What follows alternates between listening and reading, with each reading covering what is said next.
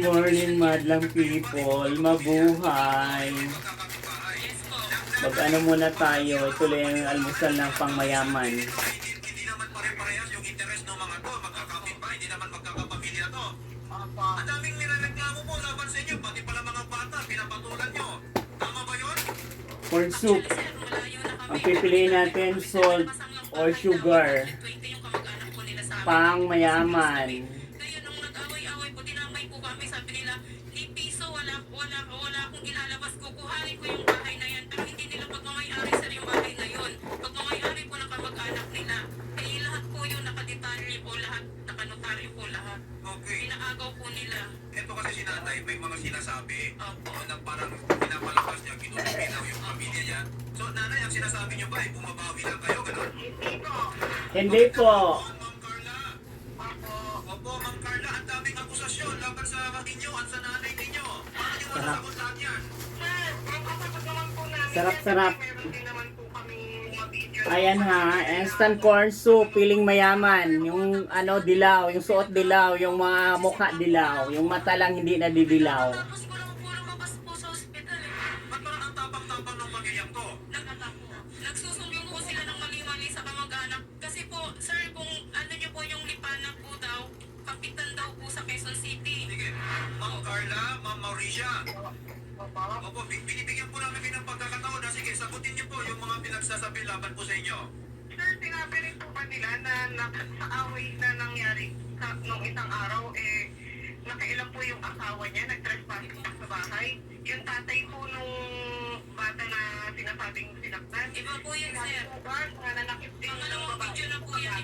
May video din daw, no? Sina Ma'am Carla, Ma'am Mauricia. Panoorin niyo muna, kung sino yung dekado. Panoorin niyo muna. Alam niyo po, syempre po, anak niyo po makikita po yung duguan eh. Kayo po makikita yung duguan yung anak niyo po, di po kayo magre-react ng gano'n. Ako lang po ang isa po eh. Ang ibig sabihin, kayo pumasok sa bahay kasi nga... Wala po, wala pumasok. May video din po kami. Ito pa kayo yung sinasabi nila. May video po kami po yan, sinungaling yan sir. Nasa budget hearing daw po si Chairman at yung barangay sec. Pero nakausap po ng staff po natin, may mga madami daw pong reklamo talaga. Hindi na natin na may mga reklamo, madaming reklamo. Madami daw po talagang reklamo. Dito po sa pamilya po nila Ma'am Mauricia and nila Ma'am Carla Alimario. Ayun, magpaalisin na. Petition yan, papunta ng iwahig yan. Matapang sila. Pinitisyo na talaga yung Pangasinan yan. Pinag-awayan. Punta sila doon sa Guangdong, China kasi bumabaha ngayon. Ate mo kasi close ko po yan. Hinalik-halikan ko pa po yung matandang yan. Hindi ko po. Nalilipat po ba sila? Opo. Matagal na po. Ano ba yung dulo nito? Sa minor lang po. So, kumbaga, nabuisit sila. Away po yan ng bata sa bata. Kumbaga, siya po ang nagpalaki niyan. Carla, Yes po. ba't mo naman pinagpupos yung mga pananakot, pamamahiya dun sa mga bata? Wala po akong sinasabing pangalan. Sila po yung... Meron po sir. Meron. Okay, ganito ah. Wait, ito pong Baka meron ba kayong sinend sa amin na mga example ng mga post na yun? Ito po yung picture ni po ni Rose. Ito po yung pananakot Sige ka, Sherry, pa-check mo. para lang ma-verify natin. Yung dun sa story niya, sa my day niya sa Facebook, ito yung wala siyang pinangalanan. Pero may mga sinasabi nga po siya na pop at mukha ka, may mga ganong word. Pero May in-identify? wala po siyang pangalan. Pero dito sa comment section, yung pang tao, ang tatapang mga anak ng 4Ps. At meron pa dito, nakikisali naman yung galisin, hahaha. Totoo naman, pamang iba ang tatay mo, sa dami ng galisin mo, sa trauma mo yung bata, itsura mo pala. Sama-sama ka pa sa swimming sa amin, ayaw nga kita kasama. Yan sa pinapakita mo, naka-identify, no? Kung sino yung mga tinutukoy nila. Nakatag po. Sino po ito mga nakatag? Yung mga nakatag po. Ito, pero nasa po dito yung pinangalanan po yun. Magandang hapon po, Chief Master Sergeant Sagit. Magandang hapon din po, attorney at sa lahat ng mga Ayan po. Magandang hapon sa lahat ng Marites. Question dito. May natatandaan Mukha naman tulad yung mukha. nagpunta dito na pero nung isang Okay pala ito eh. na po yun ako. So in-advise ang po nila is daw ay magkapit-bahay nga daw po na nagsimula sa may mga may kapuata. Okay.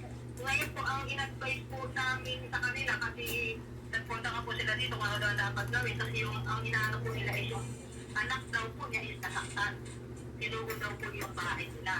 So, in-advise po namin kung nakapag-report na po ba sa barangay, daw po. Ngayon po, ang advice po namin kung nakapagpa-medical na yung allegedly sinaktan yung anak niya. So, nagpa-medical naman na daw po sila. Ngayon po, may usapan po na babalik sila dito para Huwag na silang bumalik.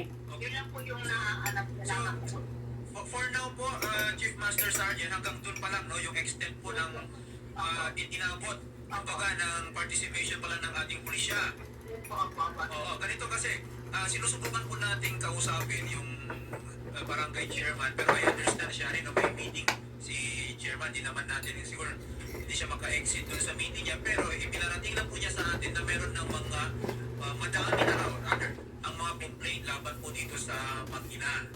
Okay? Now, Tapang mag-ina. Baka kamag-anak ng BBM yan. shots, yung mga videos na dala po ng itong mga magkakapit-bahay. Siguro ang magandang tanong ngayon dyan is ano ang pwede natin gawin?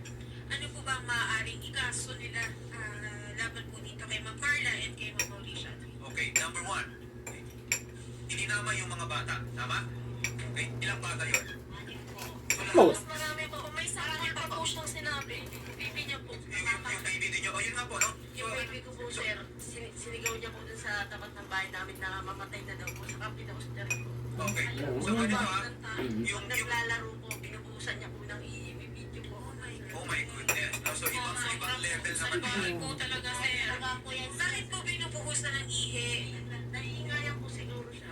Ba't po nag-video? Sakto po nagbibideo po siya nun. Nanonood po kami. Oo. Tapos nasa buyan siya nung ihi. Sure naman tayo na ihi mo yun. Okay.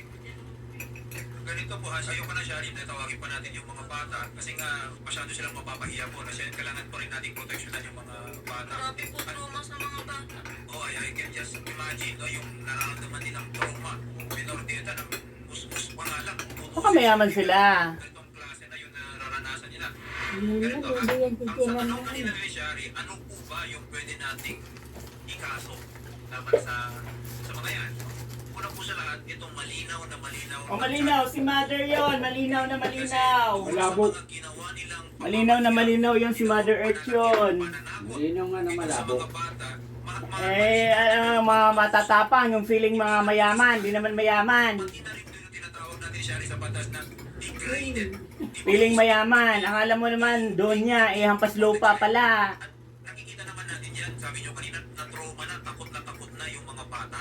Bukod pa dyan. Tagal naman yan, papaulit-ulit na may abogado na ito. Nakita, nalaman na ganun. Instant ba? Instant na reply? Malinaw na.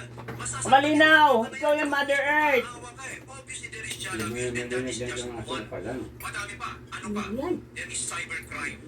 Lagyan mo ng Sinabi nyo kutsara. kanina, pinost. Daw Tanda ka mga na bata. talaga. At yun nga daw. Hanggang mauubos na lang, wala pa akong lalasahan. Kasi po sa... Ito! Ano po yun sa... Wala na, tapos na eh. Napatanggal po po yung mga bata sa school. Kung meron po yung picture This is po. cyber libel, obviously. Okay? Sabi nga po ng principal po sa kanila, wala daw pong karapatan matanggal yung bata. Bakit daw po papatanggal yung bata sa Hindi school? ko po alam sa kanila Cyber libel po yun. No? Yung Naku, kaso pa naman yan. Malaki piyansa niyan. ng anumang crime or Yung paninilang puri ngayon, ang piyansa 33,000. Physical injury, 3,000 lang yon. Yung mild lang, panghampas lupa lang yon. ganyan ang reputasyon. Siyempre, malinaw Makukulong na yun. sinisiraan mo yung puri. Okay? At bukod pa dyan, hindi pa totoo. Okay? Wala silang pruweba. At actually, siya in fact, sa libel, mapatotoo man yan o hindi. Kung ang intention mo ay May sirain magandang yung abogado nito. Kuan. Dapat yung babaeng abogado inano dyan. babagsak mo yan ng krimen. Cyber libel. Bakit? Cyber libel. Desisyon na po ako makipag-iwalay po sa kanya, sir. Ayoko na po sa kanya kasi bad break po. Nako po!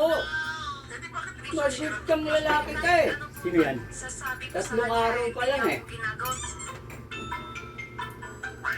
Bad breath. Nagpakasal, pinakasalan, tapos tatlong Dapat mag-toothpaste ng Sensodyne para 12 hours sa bunga ano yung lasa. Noong 3 months po, nakilala ko Ay, po nako. siya sa Facebook po. Tapos Kakaloka, nalaman ko bad po breath. yung bahay po namin. Magandang buhay mga kapwa, walang sense. Yung